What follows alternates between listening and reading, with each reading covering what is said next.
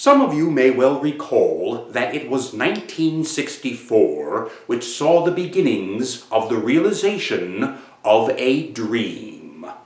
The dream of one lone individual luminary who we saw fit to acknowledge in a zine some years ago.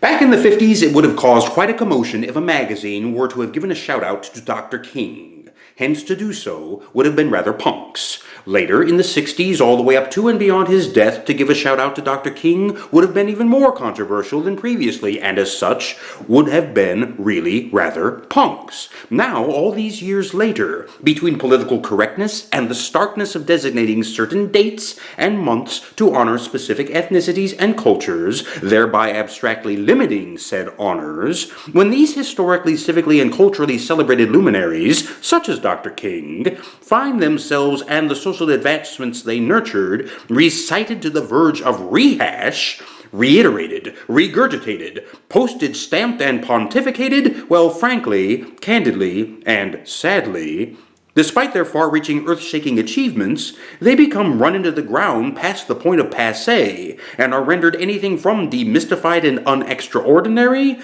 to downright boring. The rolling of the eyes and the heaving of the sighs is plainly unmistakable. Oh God, we have to hear about this guy again? Because of this overexposure, while the icons do not necessarily lose the basic respect of the public, they are made to lose some of their mainstream cultural and countercultural impact.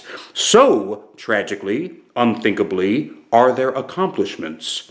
So, he or she did this or that way back where or when, so what big deal? It's all ancient history! Hence, general consensus of the past 20 or 30 years, giving a shout out to any of these back numbers just doesn't really seem all that punks.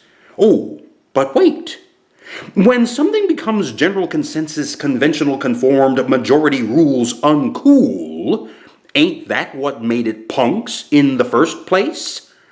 In short, little punklings, because so many of you, too many of you, do not want to be bothered to hear this, you have personally made giving a shout-out to Dr. King an all of a sudden especially punks thing to do.